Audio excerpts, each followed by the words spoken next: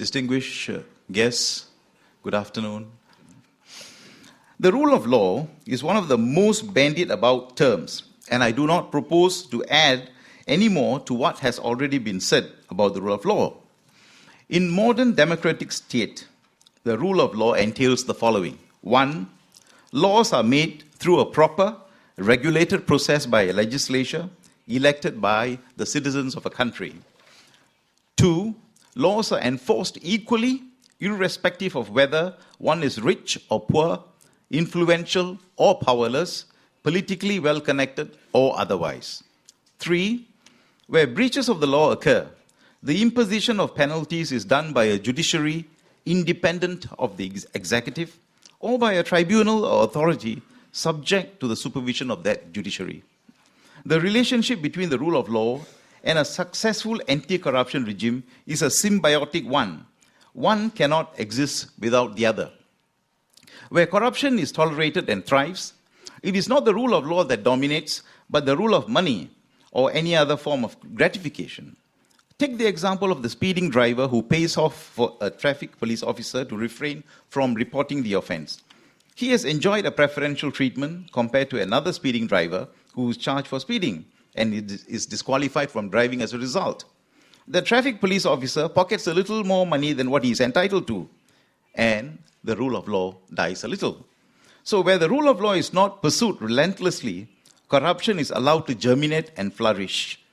Imagine a country where corrupt leaders are not punished in the same way that ordinary citizens are.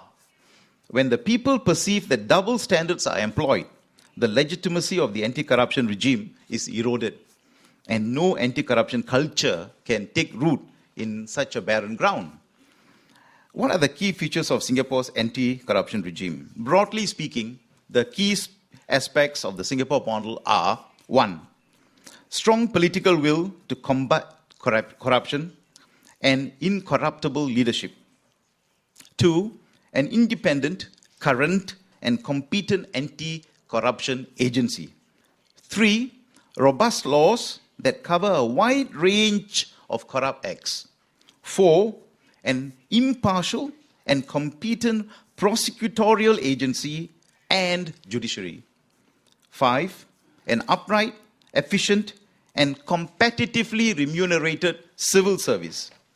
And most importantly, a national psyche that has zero tolerance for corruption. These are the cornerstones of our narrative and continue to be the drivers of our success in tackling corruption. The anti-corruption policies and strategies employed in Singapore, underpinned by these fundamental aspects, are aimed at both prevention and deterrence of corruption. Let me first deal with the strong political will to combat corruption, to stay clean, dismiss the venal.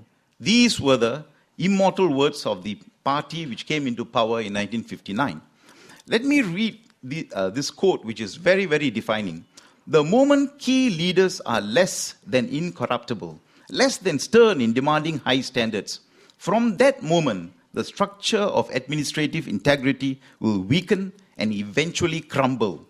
Singapore can survive only if ministers and senior officers are incorruptible and efficient. Only when we uphold the integrity of the administration can the economy work in a way which enables Singaporeans to see clearly the nexus between hard work and rewards. Only then will people, foreigners and Singaporeans, invest in Singapore. Only then will Singaporeans work to improve themselves and their children through better education and further training, instead of hoping for windfalls through powerful friends and relatives or through greasing contacts in the right places. Thank you for listening.